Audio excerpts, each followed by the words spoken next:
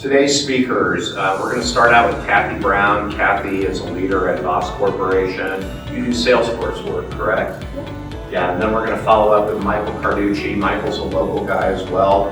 I heard him speak at the Indiana IT Symposium last year as the keynote. Doug, you were asking in the beginning, one of the first things you changed. I wish I could say it was the first thing that I changed. But going through the progression of promotion over my career in IT, it's like I am over-delivering. I get recognized. I am bringing innovation. I get recognized. And I move from kind of junior to mid-level to senior to associate to principal to whatever to team lead. And the pattern that I saw was always, oh, well, I must be the smartest person in the room. And suddenly there's that voice in the back of my head that says, but what if you're not? What if they find out? And so I went for an embarrassingly long time thinking that my title meant that I had to have all the answers. And I'm ashamed of the times I've led my team the wrong direction because I didn't have the courage and the strength to say, I don't know. But, we learn these lessons, and maybe this was one of my hard way lessons, I don't know. One of my favorite stories, Richard Feynman, Dr. Feynman, famous physicist, inspirationally curious individual. I read his kind of collection of short stories, memoirs, Surely You're Joking, Mr. Feynman. And I learned the story about the time that he got kind of conscripted into the Manhattan Project. Being one of the preeminent physicists living at that time, he was put in a position of leadership on that project. And he comes into Los Alamos, and everybody is just fawning over this man. And he's like, I don't know, I'm not sure that I'm the person that you think I am. But they're so excited. And then immediately they sit him down, they start laying out all of these blueprints that he has zero experience to read. That's not his field. He's like civil engineering, drafting, blueprints, all of that. That looks cool. I don't know what it is. And they're looking for his approval. He's like, I don't know how to interpret this. And he's terrified that he says, I don't even know what I'm looking at. Everybody's gonna panic because there's not a lot of margin for error when you're dealing with fissile materials. And he's looking, and he's staring at this thing, and everybody's talking, and they laying sheets out in front of him, and his mind is swimming, and he's trying to find one fact, one thing that he knows that he could grasp onto. And he sees something on the drawing. I think that's a valve. That's as much as he knows. Now, he doesn't want to say, what's that? Is that a valve? They're like, you don't even know if that's a valve or not? They were going to panic. So he twists it a little bit. He says, unless I'm mistaken, that's a valve. Hey, what happens if that valve fails? And the engineers look at it, and then they scramble, and they look at each other, and they said, oh my goodness, that is an amazing catch. Thank you so much, sir. We're gonna go back to the drawing board on this. And he got credit. But I think the reality we have to face is that we are in a field that is not only changing so rapidly, but is already so large. It's bigger than we can fit into our heads or load into our heads. It's not storage isn't really a limitation, it's input bandwidth. That's the challenge. A guy named Sam O'Neill coined the term a person byte, which is the maximum amount of information that one person can conceivably learn and know in a lifetime. Our field is bigger. It just is, and it always will be. So how do we navigate that? And there's two things. One is, as you say, realizing we're not going to know all the answers, and that's okay. I love the rule from Disneyland. If you ask a cast member at Disneyland, hey, where can I get the best churro in the park? Or where can I find a churro? Where can I get the best whatever? Or where's something? If that cast member doesn't know, they're not allowed to say, I don't know. And on the face of it, you'd think that's a little antithetical to what we're talking about, but their answer, it's always productive. And I like that as sort of a kind of meet in the middle. They'll say, let me find out for you. I'm gonna find that out for you. And it's positive, it's productive, and it kind of acknowledges the fact that we're not always happy. I'm ostensibly primarily a software architect, independent hands-on software architect, and so I have a natural out. Somebody asked me the question, I can go, well, it depends. On what? Oh, a number of factors. Let me noodle on that. That's one of my favorite turns of phrase as well. But there are other things that happen in our career. See, we all have different backgrounds. I have a very non-traditional background in IT. I got my first job as a software engineer when I was working as the house magician at TGI Fridays. And I met an individual and impressed him sufficiently that he offered a job on the spot in that restaurant. I wish I had time to tell the whole version of that story, but I have to tell a different story. But we all have non-traditional backgrounds, and that means we bring things to the table that we don't always value. You know, sometimes a little fact, a little idea from one of our hobbies, or from some dark and distant corner of our past, intersects with a challenge that we're facing right now. And we have this sort of MacGyver moment. I realize that's a very dated reference. I'm not getting any younger. I don't know what the current equivalent is to MacGyver, so I'm gonna assume I'm amongst friends. And we have that MacGyver moment. Oh, if we take this thing and we rotate it that way, we put it over there, suddenly the picture becomes clear and you see something. And then you go back to your organization and you find out you were the only person that sees that solution. How do you navigate that? Because, as they say, it takes a village. Well, I'm going to start with this. I have a deck of cards in my back pocket. Why not? It's early. I'm not going to do anything fancy. That wasn't fancy, by the way. No, fancy would be going up. Okay, I'm not going to do anything else fancy. Other than, that's what I get for coffee and an empty stomach. Other than give the cards a little mix. And let's imagine for a moment that I have an idea. Now this is my idea. But you have agency. You know, when I was building my teams, I took great care to surround myself with people smarter than me. And so because you're smart and you have other ideas, you're going to arrive somewhere in this set of possibilities. And Patrick, do me a favor, just cut those middle-ish. It doesn't have to be exact. And you're going to exercise your agency. So there you go, perfect. So you cut right about there. Now he's got free choice, but I have an outcome that I'm hoping that we arrive at. Now it wouldn't be great if I could completely manipulate your free choice.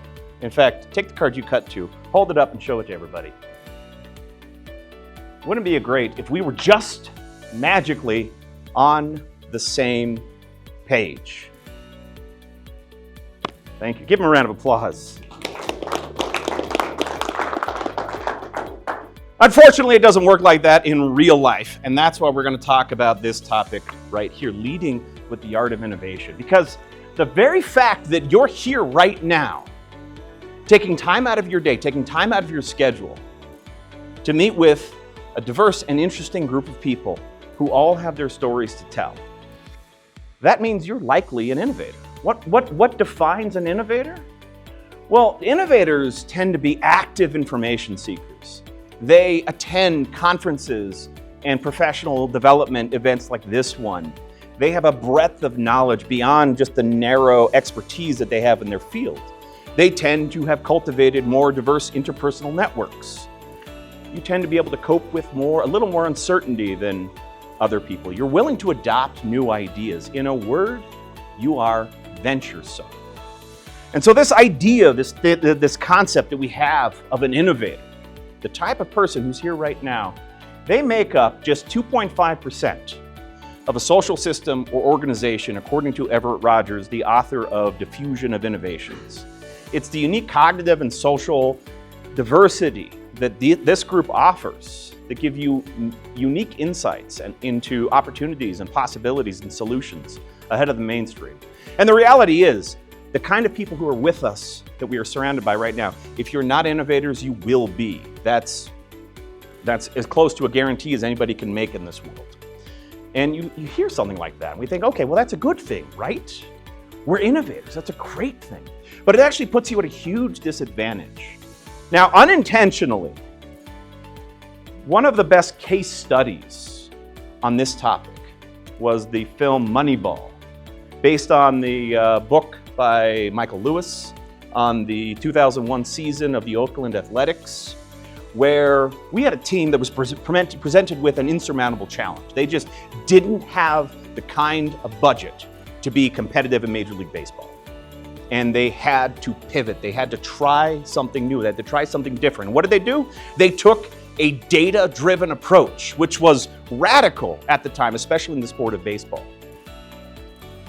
And it didn't go smoothly. If you've seen the film, you know the story. But it's a great case study on how knowing the answer isn't enough. In this film, we meet a character named Peter Brand, who is largely based on a real person named Ari Kaplan, who I got to meet at a conference in India last year. And he talked about what it was like to be an innovator and how challenging that really was. Yale, economics, and baseball. Not the traditional recipe, but you put in the same ingredients, you get the same results. Put in different ingredients, you get a different result. That unique background gave Peter Brandt insights that nobody else had. The information was there, but he had the background to connect those in a very unique way and see opportunity. And he just needed somebody that would listen. And you could see the trauma response there in his body language and his demeanor, because even talking about this was risky. And it's true, when I talked to Ari Kaplan about this, I said, what was it like? He said, you would not believe the hostility that I received when I tried to give people new perspectives and new ways at looking at old problems. He said people would spit on him. Like, people would get aggressive, people would get violent. It's not easy. Yeah. And in fact, Everett Rogers writes this in his book. He says, the most innovative member of a system is very often perceived as deviant from the social system and is afforded a status of low credibility by the average members of the system. The individual's role in diffusion, especially in persuading others to adopt the innovation, is therefore very limited. What does this mean? Does this mean we're hosed? That we are destined to live the life of Cassandra, a woman who was blessed by the god Apollo with the ability to utter true prophecies? And the cruel twist that she didn't see coming was, yes, she can see the future. She can tell you what's going to happen in the future. But the twist, nobody would ever believe her. And that's why we see her there standing on the ruins of a decaying city, tearing her hair out, because she tried to warn people and nobody listened. That's not a very fulfilling place to spend your career. So what we're going to talk about a little bit today is how to lead change in the other 97.5% of the population. And this isn't easy. We have skeptics. Even if you've got an idea that has clear and obvious advantages, there are skeptics that have to be won over. There are old entrenched habits that need to be replaced. These ideas need to be evaluated and explored. The whole process is risky and is slow. And I can't give you a magic trick like making you pick the 4 of diamonds, but there is an art and a science to the diffusion of innovations. This is me. I'm a holistic software architect, speaker, magician. I wrote a book called Mastering Software Architecture. Very proud of that. I live somewhere in the intersection of magic and technology. It's an interesting but not always lucrative place to be. But the same thing, being a magician as an additional occupation, you look at problems differently, right? If you think about engineering, we want to engineer up to the limits of impossibility.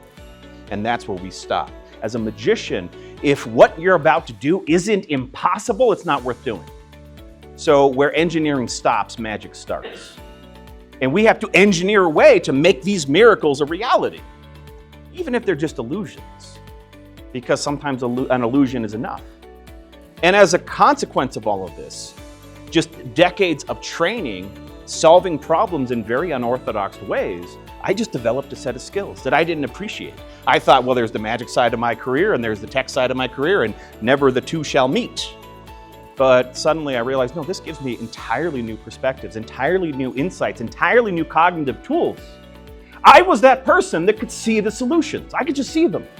We'd be in a room when I was an IC, and the team's getting around, and the product leadership was laying out some grand vision of what we were going to do next, and the rest of the team is all wall-eyed looking at us like a cow looks at an oncoming train, just silent and staring.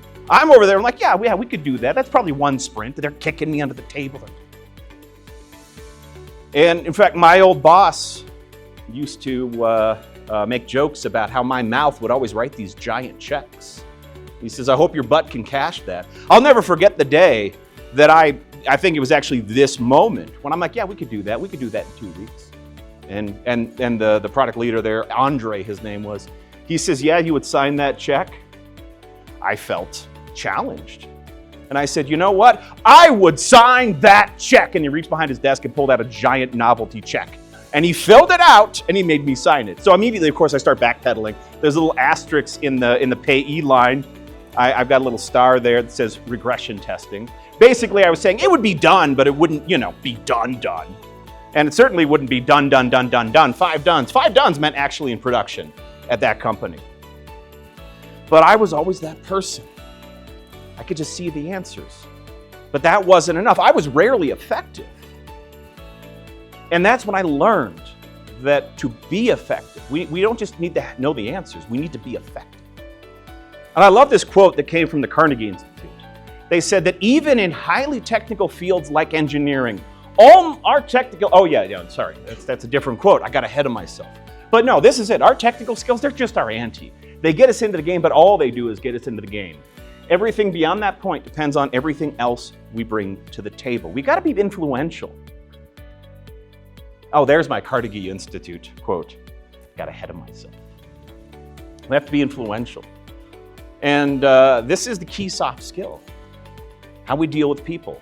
So the Carnegie Institute said, now I'm ready for it, even in highly technical fields like engineering, only 15% of one's financial success is due to one's technical knowledge. The other 85% is due to human engineering and the ability to lead people.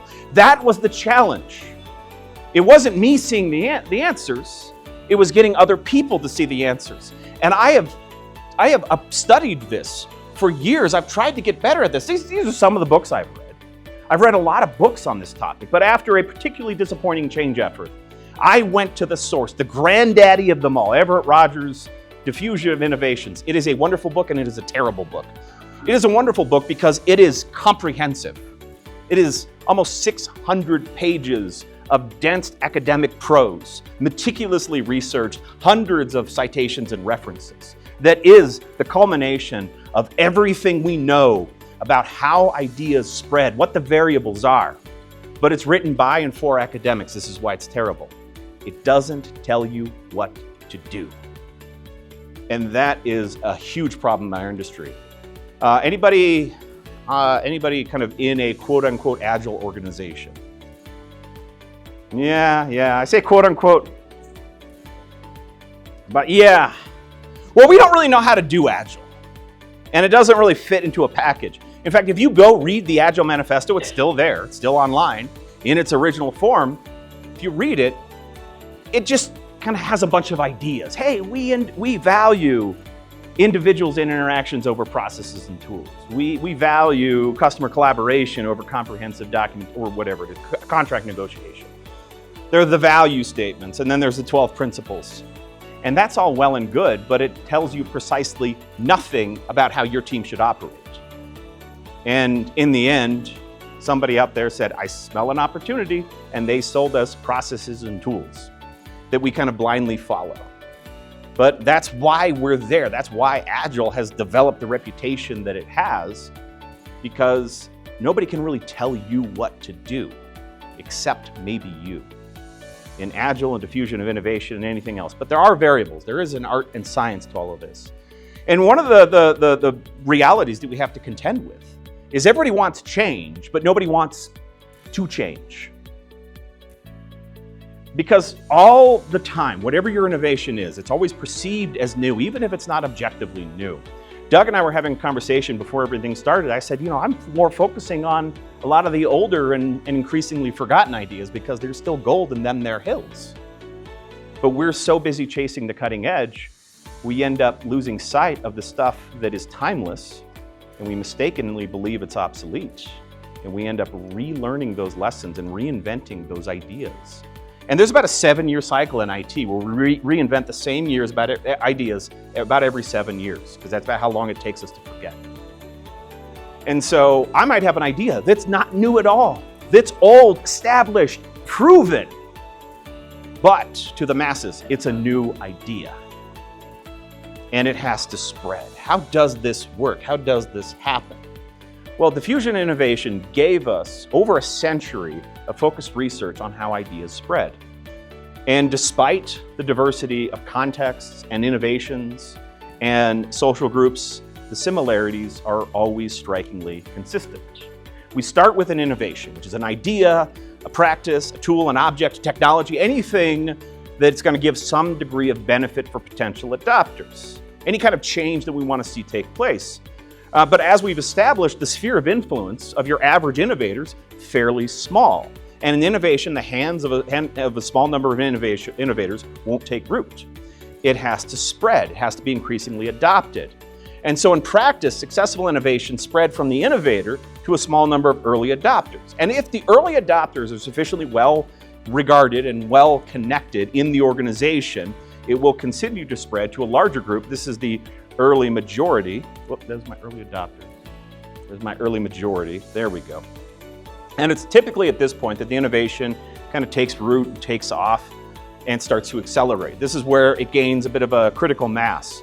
And as the ideas spread and we get repeated confirmations of the benefits and the success, the more skeptical late majority starts to adopt. And finally, the most skeptical, the laggards, they will adopt the innovation after all of that. And so a lot of this stuff is initially slow to start with, but it accelerates over time. And that 10 to 20% adoption figure is where the critical mass happens. And that's why a fantastic book was written called Crossing the Chasm.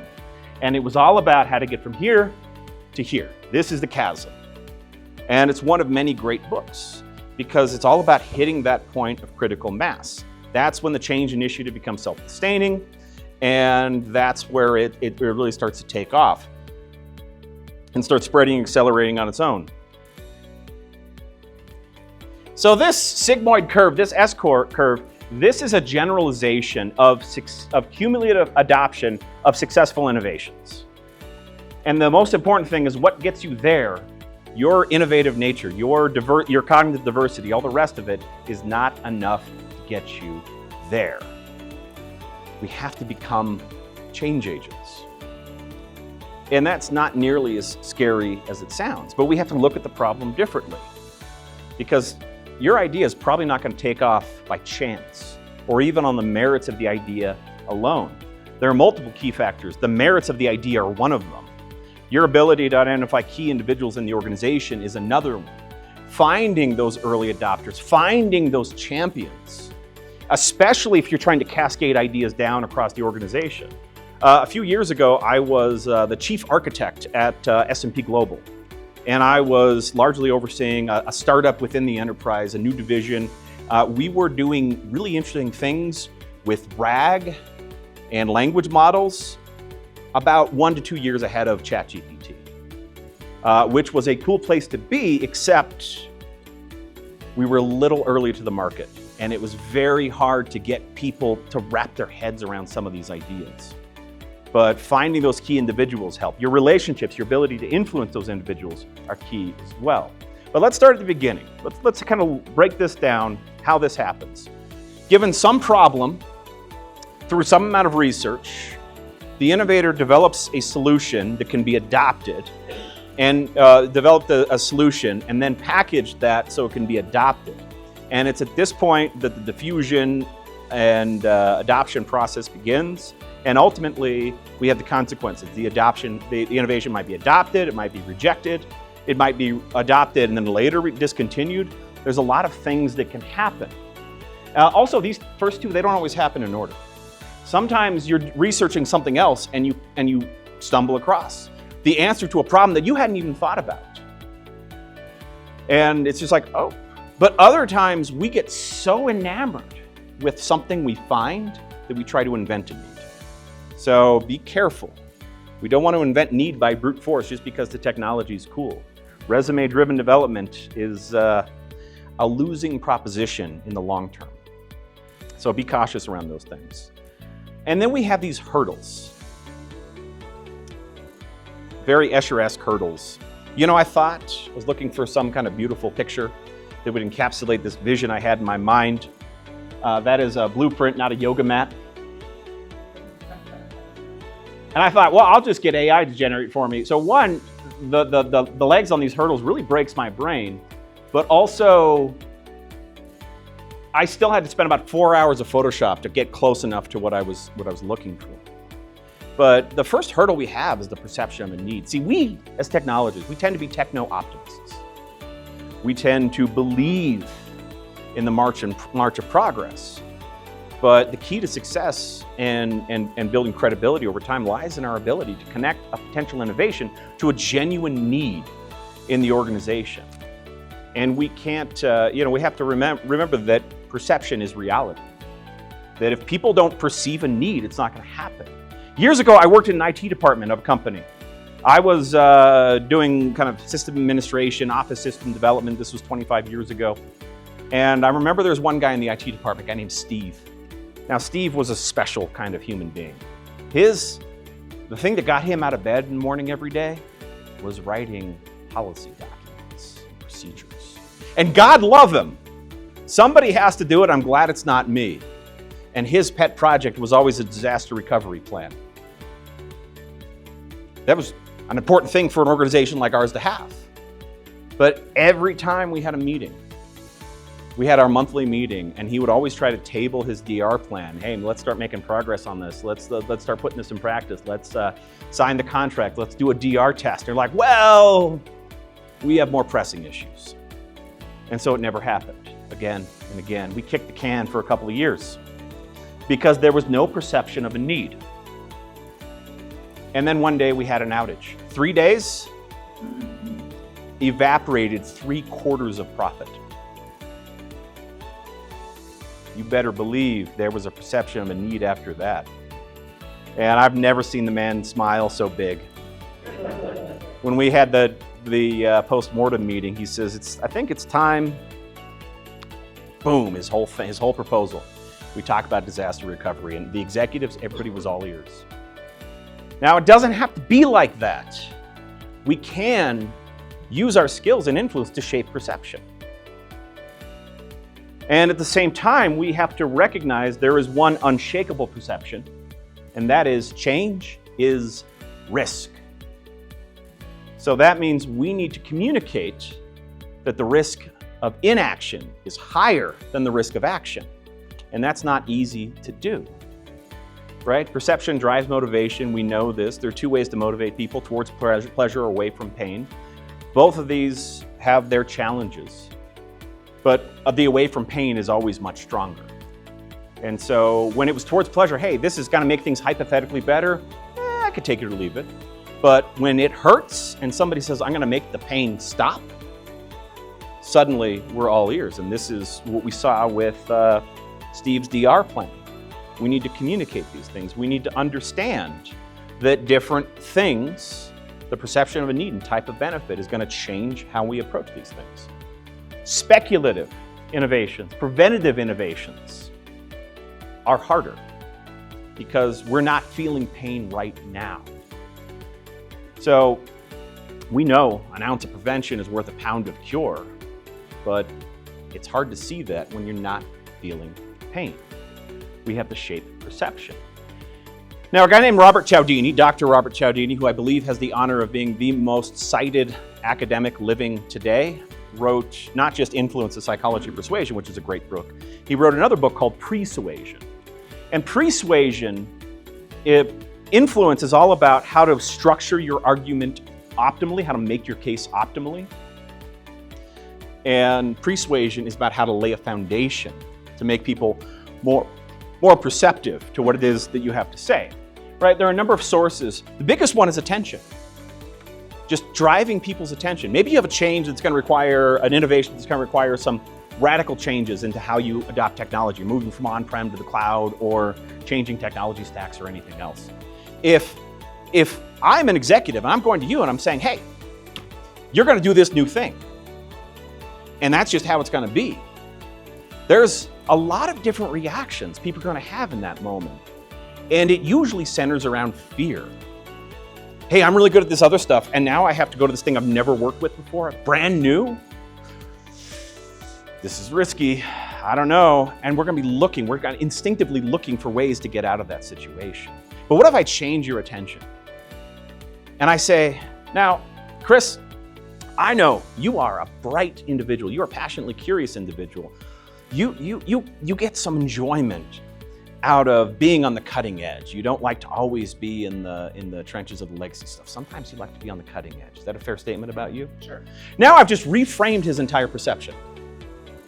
Now when I introduce a new idea, that's being filtered through the lens of, you're an innovator, you like being on the cutting edge, and suddenly it's exciting. There's a British show that used to be on the air back in the day called Yes, Prime Minister. And there's a beautiful moment. If I had more time, I'd show you the video. But they're politicians. They're in the British government. And he says, well, there's this problem. See, the party had an opinion poll done, and it looks like the voters are in favor of bringing back national service. And so the veteran politician, Politico, says, well, commission another poll that shows that voters are against it. He says, you can't be for and against. Of course you can. And he just goes through an example of push polling, where one, he asks a set of questions that frames the person's mind to all the positives of national service. And then he asks the same question, but prefaces it with a different set of leading questions that reframe of all the negatives of national service. So the first time he goes through it and he says, would you be in favor of bringing back national service? He's like, well, yes or no? Yes. And he says, of course, after everything you said, you can't say no to that. He says, but you can get the opposite result. You just change where that attention is. But the other, ease and familiarity, how do you make these things familiar? That's a big one. But the other big one is just survival and self-reliant stimuli. We're attracted to stimuli that is related to our own goals and our own survival. So once you've found that solution and you've got that perception, or once you've got that perception of a need, we have to find a solution.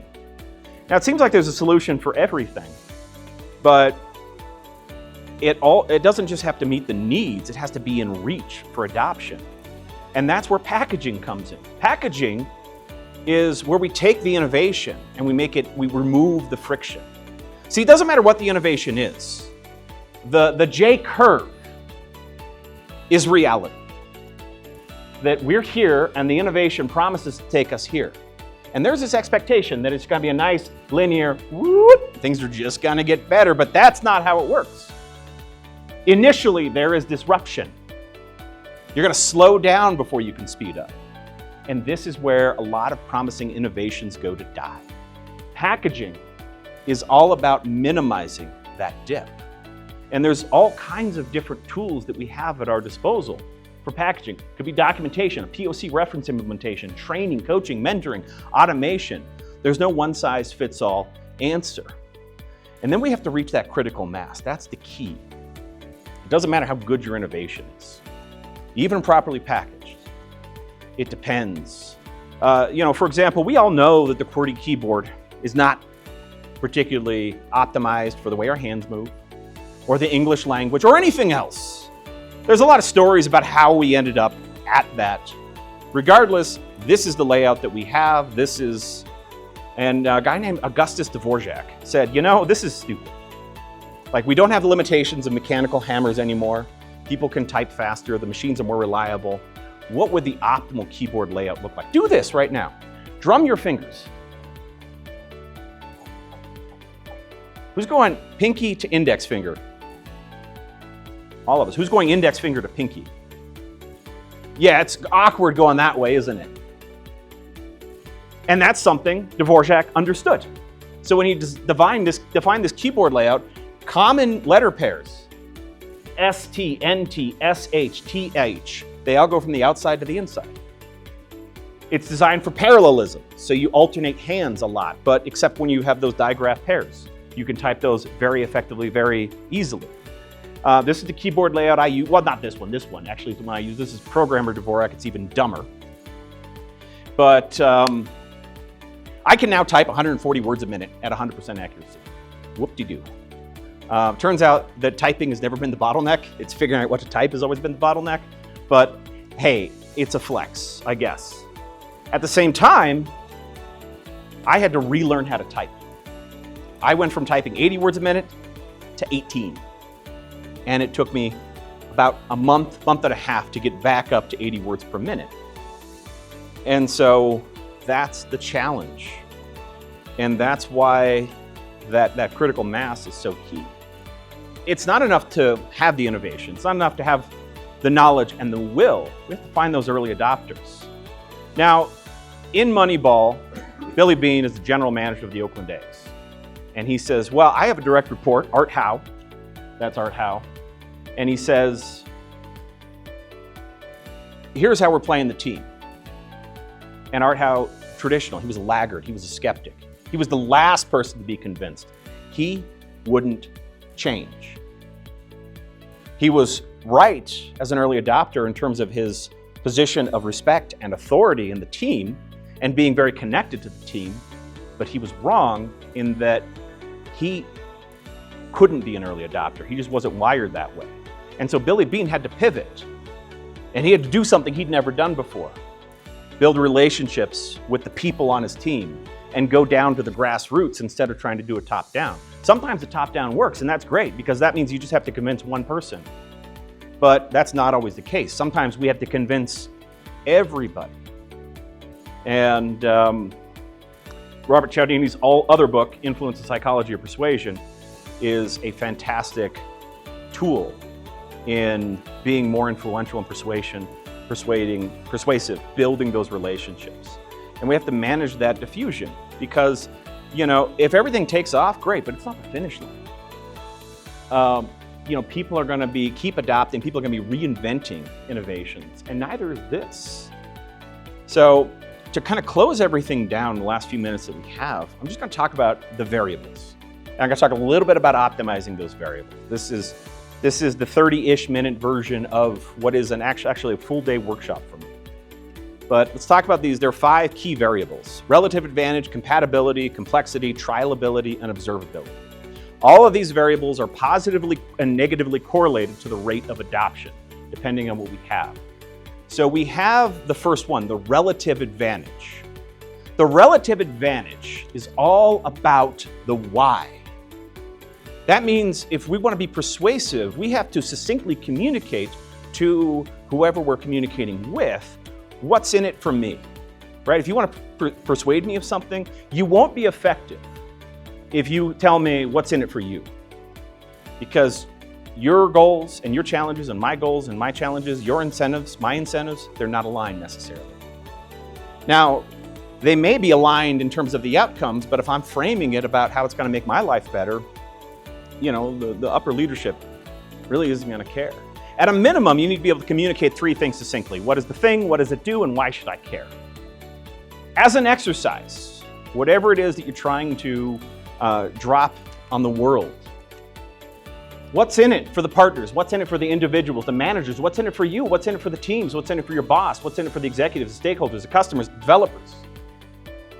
Because the answers to these questions are going to be different more often than they're going to be the same. Being able to articulate that already gives you a huge advantage. Being able to lay that foundation so people are more receptive to your message, that's going to give you a huge advantage.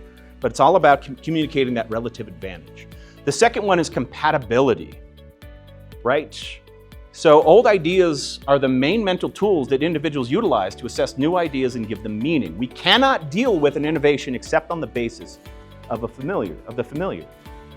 That's a big challenge. How do we bridge that gap? Because to quote Nikola Tesla in the film The Prestige, He says the world only tolerates one change at a time. And that means sometimes we need to take baby steps. That's frustrating. That's not where we want to be. But remember, perfection is the enemy of progress. And sometimes it's going to be more sustainable to take a slightly longer view. And innovation always is a long game. Complexity is another one. I don't know, I'm talking about microservices here. But complexity, basically, how hard is it to adopt that change? This is where the packaging comes in. Observability is another one. Can we show that the benefits are materializing? Because to quote Peter Drucker, you can't improve what you don't measure. So we actually need to find, especially if you're dealing with executive leadership, if you're managing up, managing down, managing laterally, find those KPIs that keep them up at night. And find how what your innovation is going to move the needle on those metrics. What do we want to show? That the innovation is successful, the problem is tractable, the benefits are materializing. This is better than the status quo. The fourth one is trialability, right? Does it have to be all or nothing? Everett Rogers says the trialability of an innovation as perceived by the members of a social system is positively related to the rate of adoption. Now, I happen to be fortunate enough to have spent a great deal of time with folks like Kent Beck and Dave Thomas, not the Wendy's guy, the other guy, the pragmatic programmer guy, early signatories of the Agile Manifesto. So I had a better understanding of this early on when we were all still getting excited about Scrum, because I was doing XP in the early kind of pre-Agile days. And so I was trying to bring Agile to an organization. And if I just came in to the manager and said, hey, we're doing this new thing, and I can't tell you when it's going to be done, and I can't tell you how long it's going to take, not only would it get rejected, but we'd find random mandatory drug screening Monday morning, probably. And instead I said, look, we're going to do this for 6 weeks. There's no amount of damage that we can do in 6 weeks that we can't undo. And all I did was I lowered the perceived scope of the change, which lowered the perceived risk of the change. It was the exact same change, but it was a whole lot less scary. Little things like that. So we put this all together. We have the attributes, we have the type of decision. Is it optional, individual optional? That has one set of strategies. Is it a collective decision? That has strategies. Is it an authority-driven decision? There are different strategies for those kinds of things. How we communicate the nature of the organization and the extent of our effort as change agents and the change agents we delegate, these are going to influence that factor. So this is kind of a light and quick introduction to some of these ideas, but I'm going to be around afterwards if you have questions. But for now, I just want to say thank you so much for being part of the community and spending your Thursday morning here with us. Thank you all so much.